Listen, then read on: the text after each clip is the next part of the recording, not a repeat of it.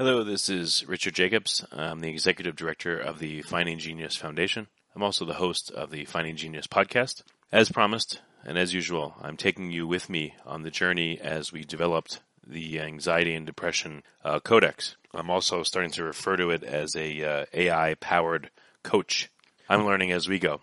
I'm learning as I learn and as I interview people, professionals and people that have had and have anxiety and depression and PTSD, etc. So these podcasts, these audios are going to act as a diary of my journey, and it's also going to be parts of the Codex itself. As I'm recording these interviews, as I'm learning, I want to share this with you immediately. I don't want you to have to wait until the entire project is done and the AI coach is ready. I'd like you to start getting actionable, useful information right now. So that's the point of this series. Today I interviewed a wonderful woman named Nita Sweeney, N-I-T-A, Nita Sweeney. She's the author of a book called Depression Hates a Moving Target.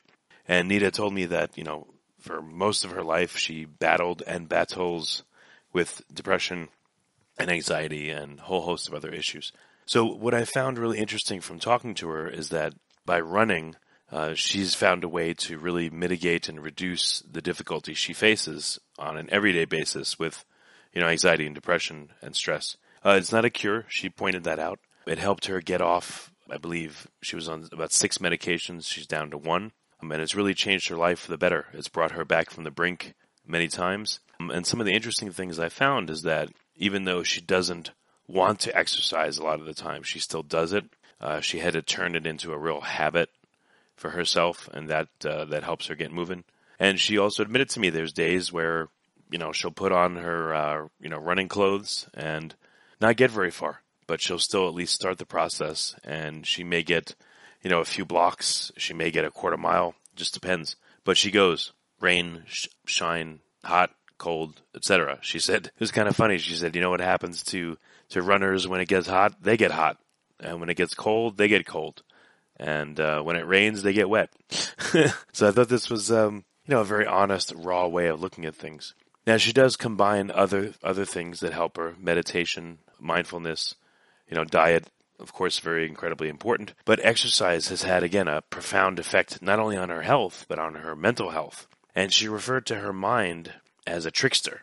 She said that, sometimes her mind will say to her, you're going to hurt yourself, and then you're going to gain all this weight, and no one's going to want to talk to you, or you're a failure, or, come on, that's all you can do is run a quarter mile. I mean, give me a break.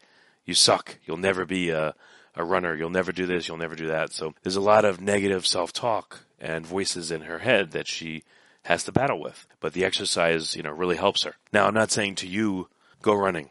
I'm not saying don't go running. But consider exercise. It could be Tai Chi. It could be running. It could be rowing. It could be walking. I mean, it could be anything. But look back into your own life and see what exercise you've done in the past. You may not have done any, but a lot of people have when they were younger. And again, you're not looking to become an athlete here, but you're looking to help your mindset mitigate, what you or a loved one is facing. And exercise can be an incredibly powerful thing. I've used exercise many times to help myself, and my wife has, and people I know. I think there's a couple reasons why it's so helpful. Is one, you're really ramping up your body, and you're getting literally your juices flowing, your blood flowing. You're not just sitting there and ruminating.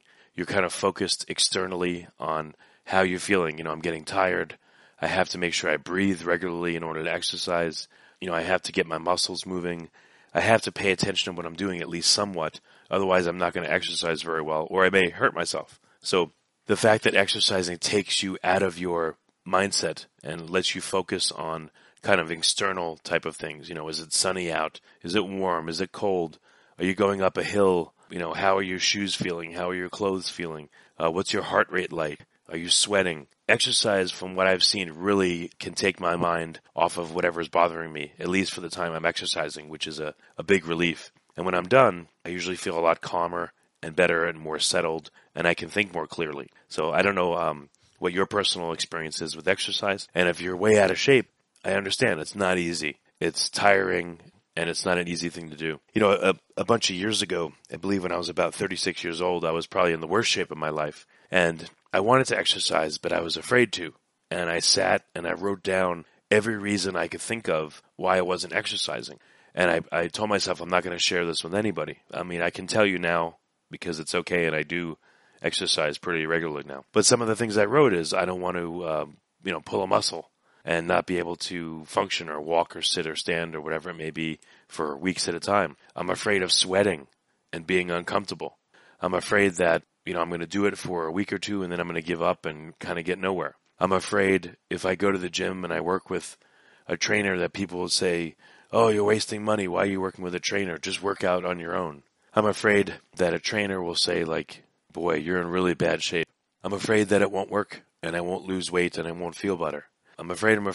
I had a dozen, maybe more reasons why I was afraid to exercise. And when I confronted it and I looked at these reasons, I was like, wow, there's a lot of psychological stuff going on here that's preventing me from doing this. But it helped to do it.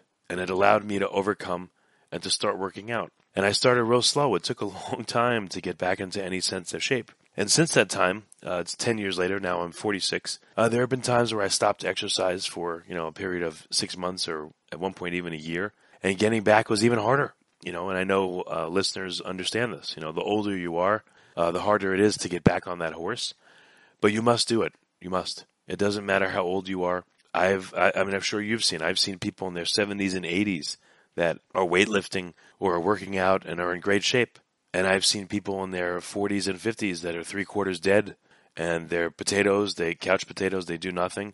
They're in horrible shape. Maybe they can't even breathe well, and they're really headed for destruction. So what I've learned is that health is a choice. It's a choice that you and I have to make every day of our lives. Are we going to work out today, or are we going to say, I'll leave it for tomorrow. I'm tired. I don't feel well. I don't want to. I'm busy, etc. But we all have these choices, and we got to make this choice every single day. Am I going to be, in the future, a healthy 60, 70, 80-year-old? Or am I going to be in a wheelchair and a mess and have all kinds of health problems and maybe not even make it to 60, maybe not make it to 70 or 80? I realize that is the choice before me. That is the choice before all of us. I just wanted to tell you again what I got from speaking to Nita Sweeney, Nita Sweeney. And again, her book is Depression Hates a Moving Target, and it appears to be available wherever books are sold. So I encourage you to give a listen. And if you'd like, also the interview I did with her is attached here, so you can listen to that as well. And I hope what I've gone over with you today is inspirational and helps you. I believe everyone is capable of improving their mental and physical health, no matter where you start from. You may not get 100% all the way, but you can certainly improve your lot and your thoughts and your life and your relationships. And that's the goal of this entire project. And now at the end, I always have to make a call to action because I need your help. I can't fund this thing myself solely. It's going to be about $500,000. I ask you to go to findinggeniusfoundation.org. And if you want to read more about the project, and I ask you to donate $20, $50, $100, whatever you can do. Obviously, the more the better. I'm not taking a salary from this. 100%. Actually, I would say probably 130% of this is going towards working on the anxiety and depression and stress. Why do I say 130%? Because I'm also funding this out of my own pocket. But again, I can't do it alone.